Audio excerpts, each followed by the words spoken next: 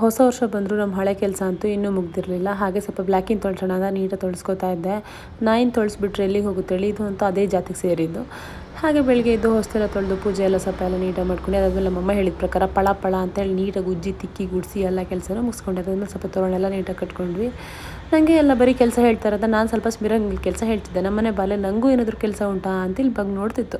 ನಮ್ಮ ಅಕ್ಕ ಪಲಾವ್ನೇ ಬಿರಿಯಾನಿ ರೇಂಜಿಗೆ ಮಾಡಿದ್ಲು. ಆಗ ಹೊಟ್ಟೆ ಹಸಿತು ಅಂತ ಹೇಳಿ ಅರ್ಜೆಂಟ್ ಹೋಗಿ ಸ್ನಾನ ಎಲ್ಲ ಮಾಡ್ಕೊಂಡು ಹೇರ್ ಡ್ರೈ ಮಾಡ್ಕೊಂಡು ಸ್ಯಾರಿ ಉಡೋಣ ಅಂತ ಟ್ರೈ ಮಾಡಿದೆ. 2 ಸ್ಯಾರಿ ಇತ್ತು. ಅದರಲ್ಲಿ ನಮ್ಮಮ್ಮಂಗೆ ಗ್ರೀನ್ ಸ್ಯಾರಿ ಇಷ್ಟ ಆಗಿತ್ತು ಅಂತ, ನಿಂಗೆ ಪಿಂಕ್ ಚೆನ್ನಾಗಿ ಕಾಣುತ್ತೆ ಅಂದರು. ಓಕೆ, ಇದಕ್ಕೆ ಈ ಬ್ಲೌಸ್ ಹಾಕೊಂಡು ಪಟಾಫಟ್ ಅಂತೇಳಿ ನಾನೇ ಇವತ್ತಿಲ್ಲಿ ಸ್ಯಾರಿನ ಪಟಾಫಟ್ ಅಂತ ಉಟ್ಕೊಂಡೆ. ನನಗೆ ಹೆಂಗೆ ಬರುತ್ತೋ ಹಾಗೆ, ಪರವಾಗಿಲ್ಲ, ಒಂದು ರೇಂಜಿಗೆ ಸಖತ್ತಾಗೆ ಹುಟ್ಟಿದೆ ನಾನಂತರೂ.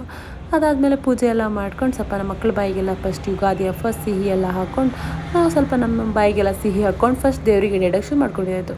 ಮಾಡಿದೆಲ್ಲ ಇಟ್ಟು ದೇವರಿಗೆಲ್ಲ ಅಡ್ಬಿದ್ದು, ಅದಾದಮೇಲೆ ಸ್ವಲ್ಪ ಹೋಳಿಗೆ ಕಾಯಿಸ್ಕೊಂಡು ಊಟ ಹಾಕೊಂಡಿದ್ದಾಯಿತು. ಮತ್ತು ಮೈಸೂರು ಪಾಕ್ ಎಲ್ಲಿ ಅಂತ ಕೇಳಬೇಡಿ, ನಮ್ಮಮ್ಮ ನೆಂಟರು ಬರ್ತಾರಂತ ಫ್ರಿಜ್ ಒಳಗೆ ಇಟ್ಟಾರೆ.